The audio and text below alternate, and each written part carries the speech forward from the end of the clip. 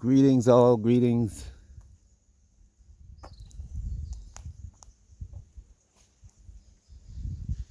Wow, the moon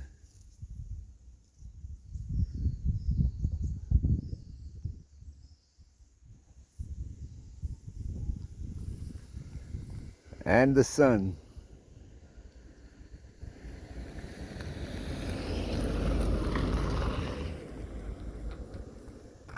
sharing the same sky or area of the sky today.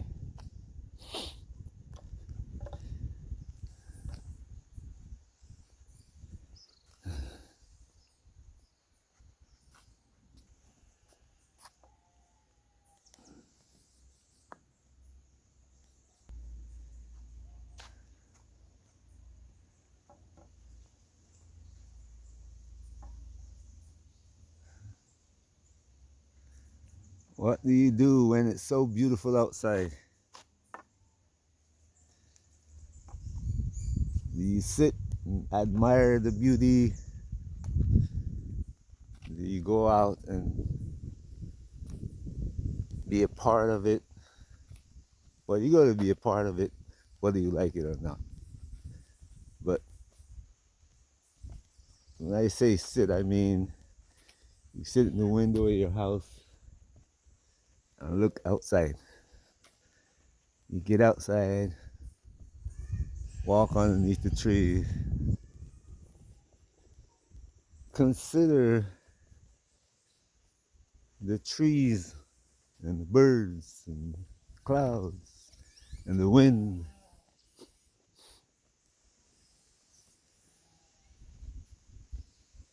Look at the people moving around.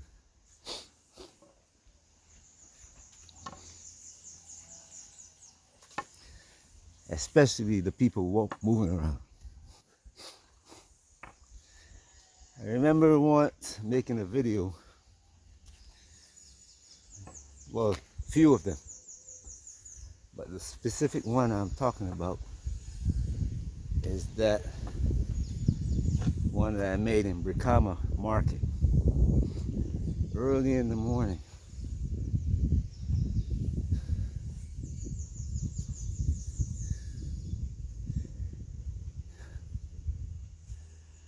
I've always heard that people in Africa were always smiling, especially in Gambia where I made the video. They call Gambia the Smiling Coast. And on many occasions, when I hear that word used, it's showing Gambians smiling. Smiling from ear to ear, as the elders, the elder people in my family used to say.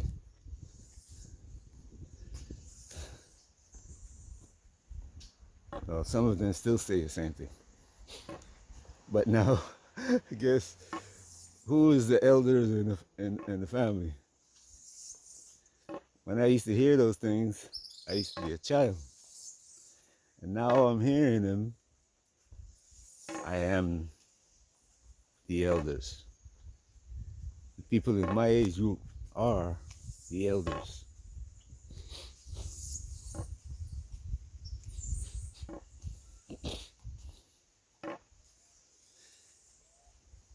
But smiling from ear to ear now.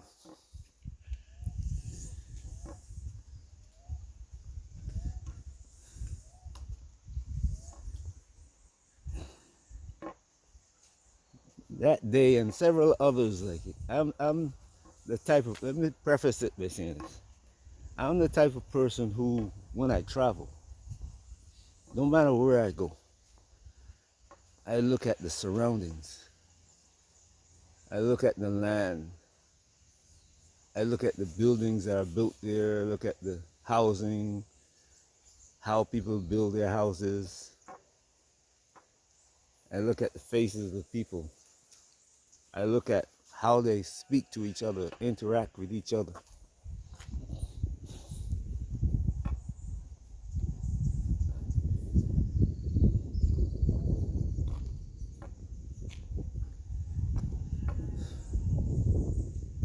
That's one of the reasons why I travel.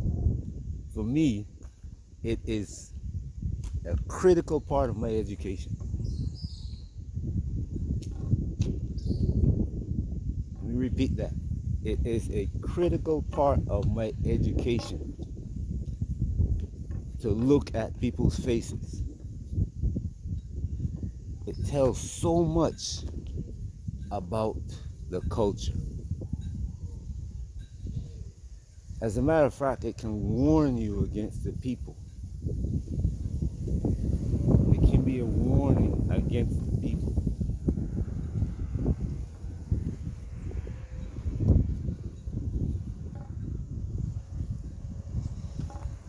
I remember the day I made a video, I said, look at the faces of people and tell me what you see.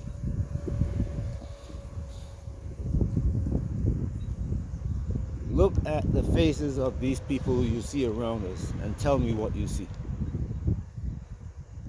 And 3/4 of the way to the video, I said, do you see that nobody is smiling?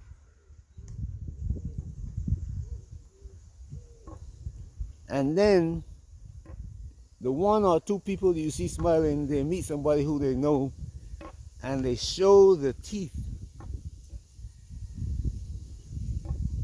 And as soon as the person passed by them, the face go back to it's almost like looking at a banana leaf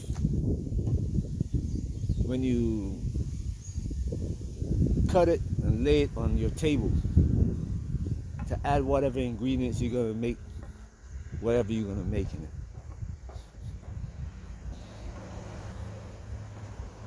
It's almost like that person is dead, but they're walking.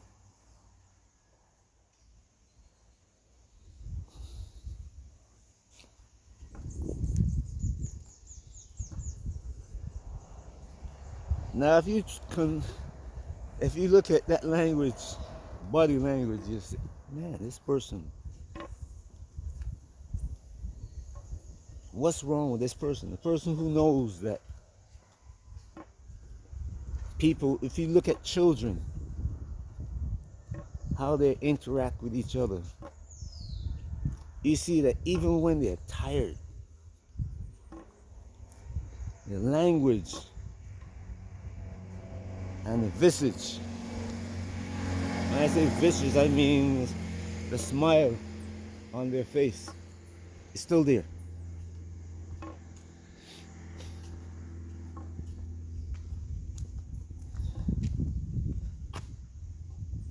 But not in a place like Africa. You see the children play with each other, and the minute that they sit down, it's like smile is gone.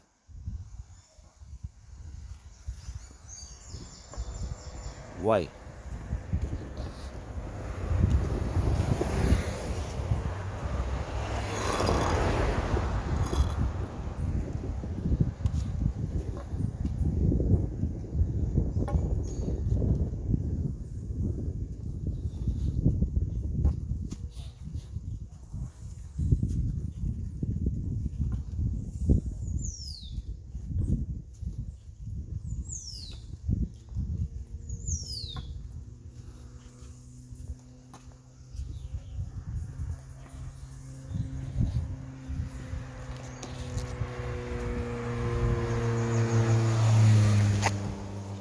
I've seen people go around the world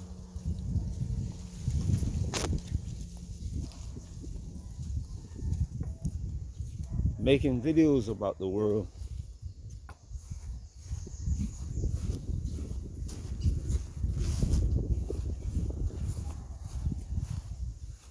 and put on a show about the place that they are.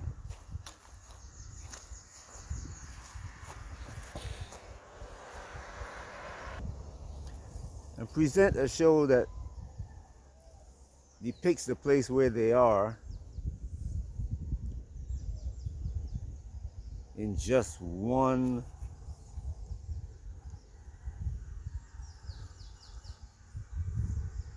view.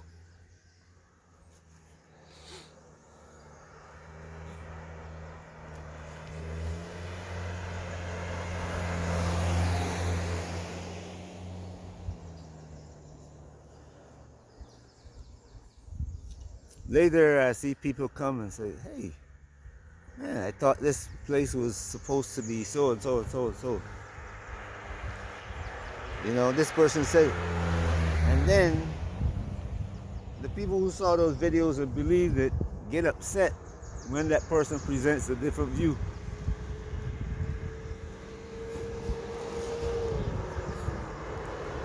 They get completely upset.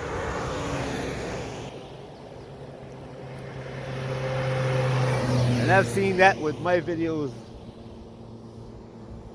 about the Gambia. Good morning. How are you doing? All right. Not only my videos about the Gambia, but videos I make about other places in the world. The need for entertainment is blinding everybody.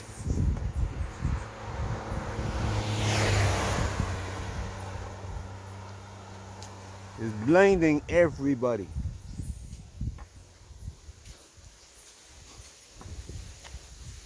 People who are making the entertainment,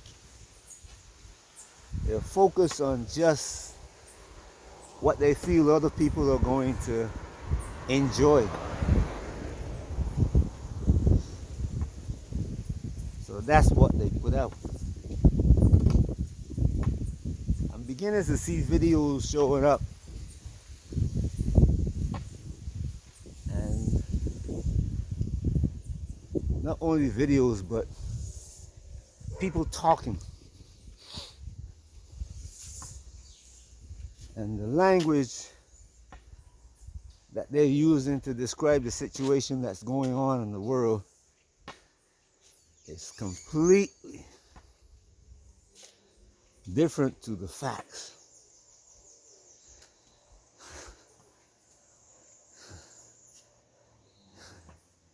When I say completely different, I don't mean that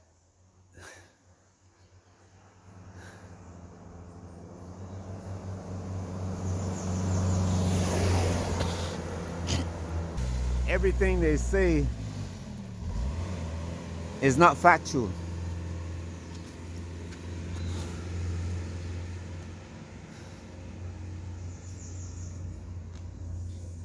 It's not 100% total lies. But the spin on that they put on, they will take a few facts and put a spin on it.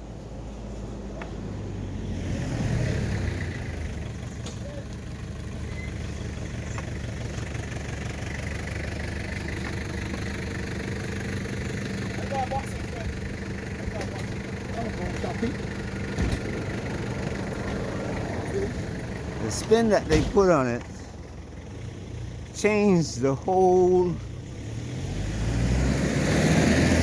story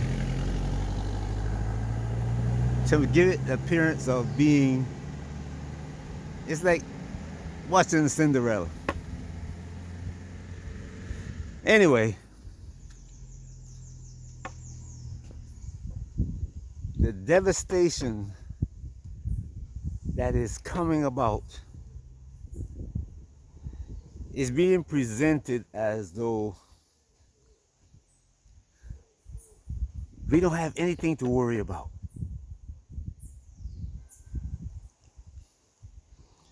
Especially the people who have a hand in selling stocks or bonds or gold or silver or whatever the case might be. They have something to sell.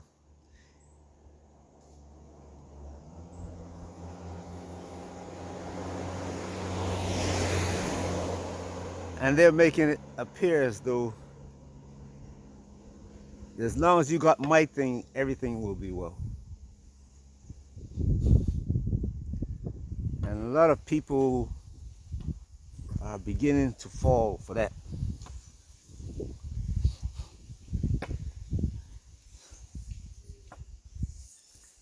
I hope you don't fall into that trap. I hope. you- Look, I'll go back to Africa again.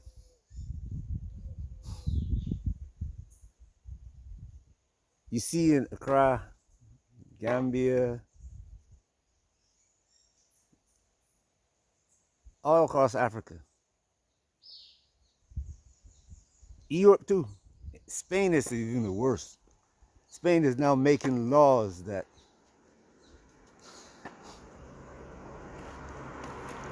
if I have a house, well, they're not just making the laws, but they're enforcing those laws. If I have a house, I can go to work, somebody will move into my house, and when I come home, I can't get them out. Because the law says that uh, these people must have a place to live. And if I put them out, I'm doing hurt to them and they can sue me. You hear people complaining in Ghana that foreigners are driving up the price of property, housing, land, and everything. I've seen it happen in Gambia. I warned people about that. I said, the problem you're going to have in the future is you're going to buy land. The Gambians are going to sell their land now.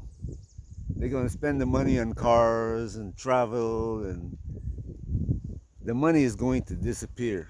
Because Gambians love, if they get, if you put 10,000 in their hand, they're not going to save 9,000. And if you look at their lifestyle, you'll see that they will spend $200 a day to live until they get that 10,000. And then they're going to spend that 10,000 in one day. It's not only in Gambia, but the subject is about that.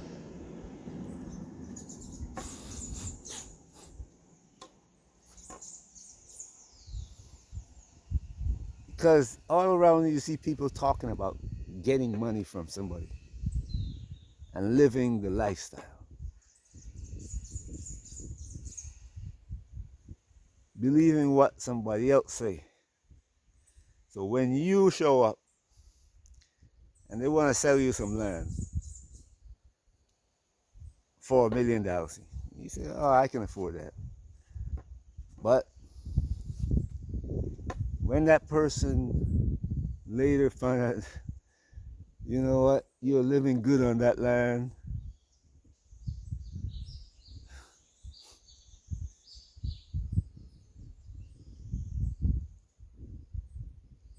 suddenly the stories start that you stole the land.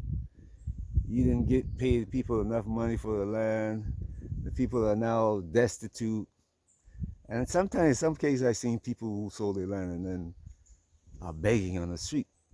The women are begging on the street.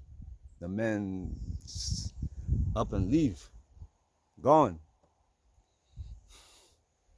Man took the money, buy a car, and gone. And she now with the children can't survive.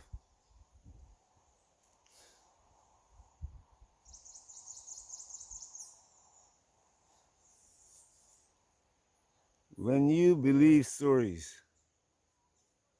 that you hear without being able to comprehend what is being said,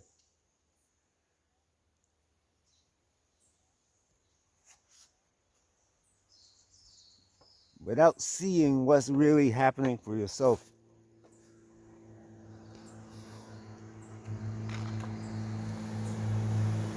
and being able to comprehend what is happening, and you're just listening to somebody who's got a good show, when things fall apart, you're in trouble. When I was a boy in Barbados, a young man, I've heard so many people say the streets of America are paved with gold.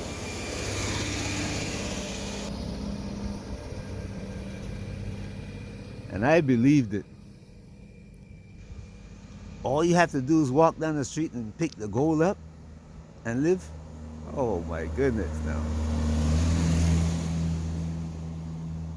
Until I got to America, I was still a young man, still a boy at the time when I got to America. Little boy. I got off that airplane at JFK, and on the way to Brooklyn, I see all the houses, what the houses look like. That was the saddest day of my life. Well, no. It wasn't the saddest day of my life, but one of them.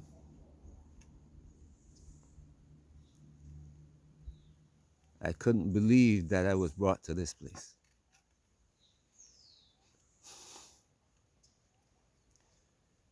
But in the process of time, I began to see how people live, how they survive, what they did to survive, to live.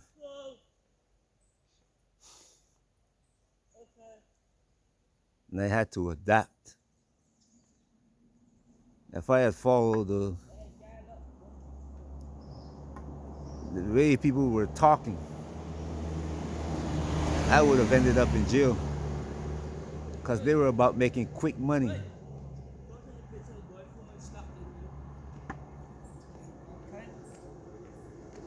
They were about making quick money to survive.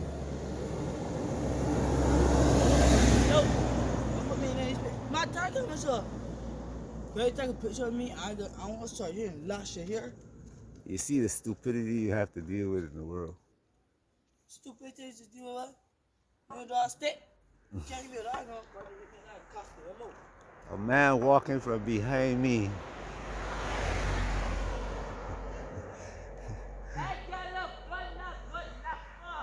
You see, I had to deal with this in Africa too. I had to deal with the Philippines, Europe. It's everywhere.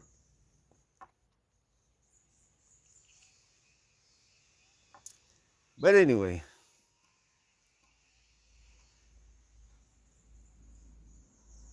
I was just talking about people making videos that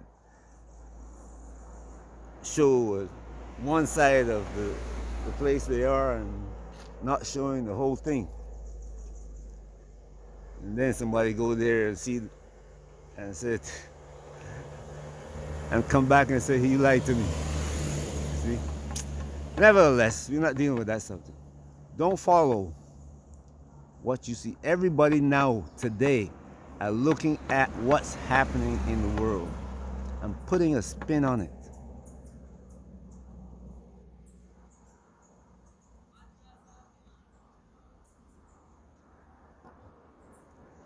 Look at things for yourself. Sit down. You have to make time to sit down and look at what's happening in the world.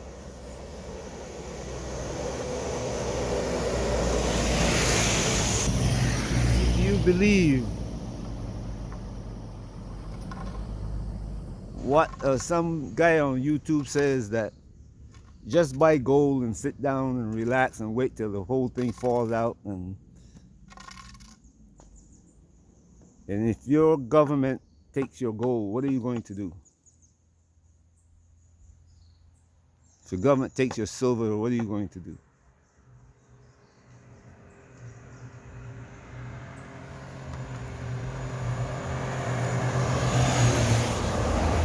You need food. What can allow you to get food when things fall apart? You need shelter. What can allow you to get shelter when things fall apart? You need protection. What will allow you to get protection when things fall apart? Right? You're looking at Venezuela, and people are telling you, oh, the U.S. went in and took out this dictator and things are going to be perfect in Venezuela now. Venezuela used to have this 90% poverty rate. I've been to Venezuela.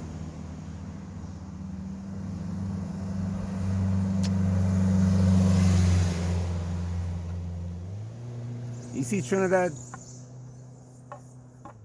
I used to hear Trinidadians laughing at people in Barbados and throughout the other Caribbean and saying, Trini had oil. But if you look at what Trinidad looked like when Eric Williams was in power, Eric Williams is the Prime Minister of Trinidad after its independence. And what Trinidad looked like today, you'll see that poverty is taking over the country. Trinidad now is a drug haven. What they say about Venezuela is true about Trinidad.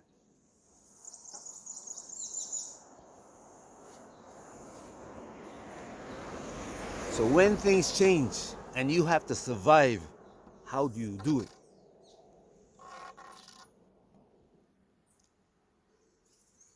You're looking for a quick fix. As I was saying just now, when I got to Brooklyn, a lot of the friends that came before me and after me, I watched them go to Rikers Island.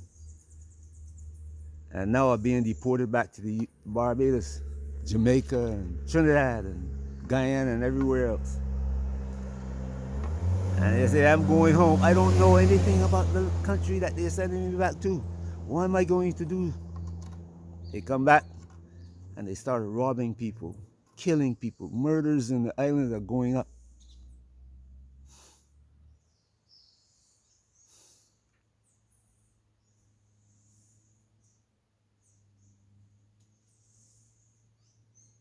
The people here know who is doing the murders and stealing and all that. Everybody knows.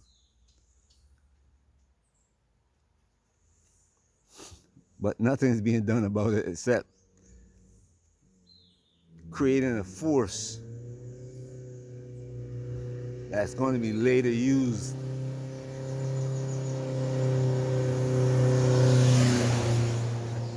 oh well, we're not going to do it there today.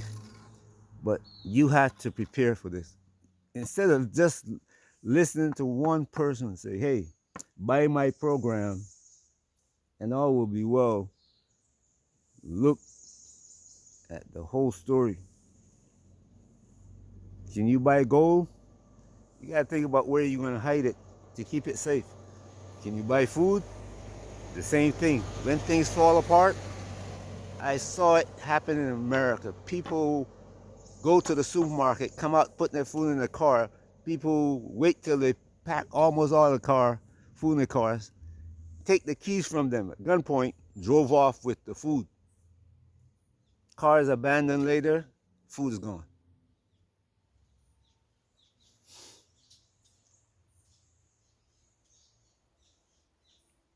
People come into your house, didn't steal the money, steal the money too, but they steal the food.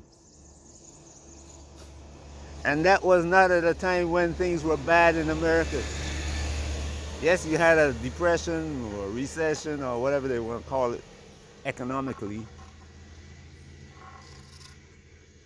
But people still access the government programs that fed them. Now those government programs are gone or going away.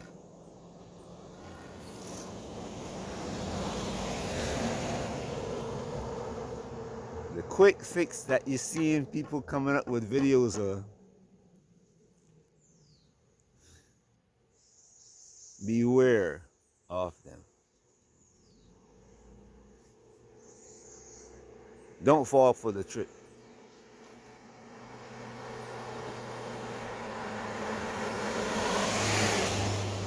This is a long-term strategy that you gotta get engaged in.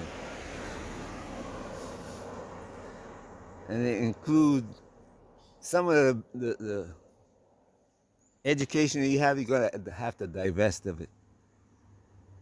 Some of the people you have around you, you're gonna have to divest of them.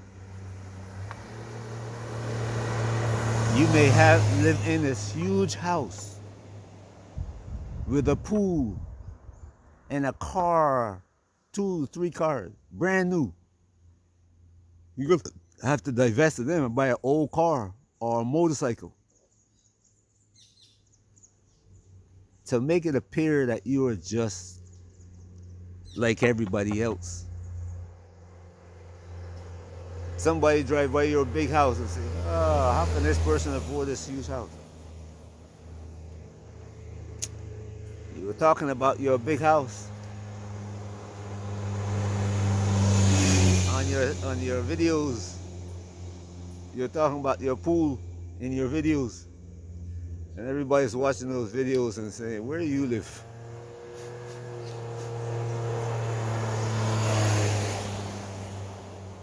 You're talking about how you're investing in gold because things are gonna fall apart.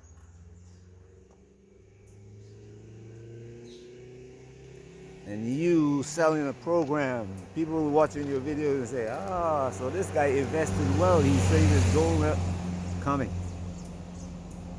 And it's not just the average person who is hungry. The government and the place where you live see your videos now, and they're coming to get your gold.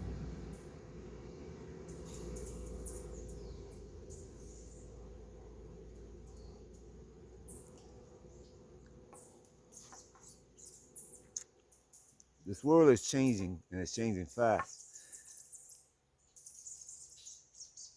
Don't be don't be misdirected. Don't let yourself, don't let change your education. That's the thing you got to do first. You have to re-educate yourself. I made a video talking about, well, that yesterday. The education is going to be your obstacle because it wasn't made for you for survival. It was made for you to work for somebody.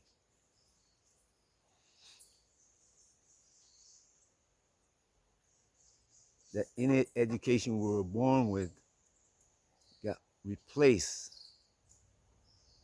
by the education that say you must grow up, create workers that are going to replace you at the corporation that you worked at. And now what's happening is that the robots and AI are going to replace both of them. I hope you got that from the video yesterday. Anyway, have a great day where you are. Peace.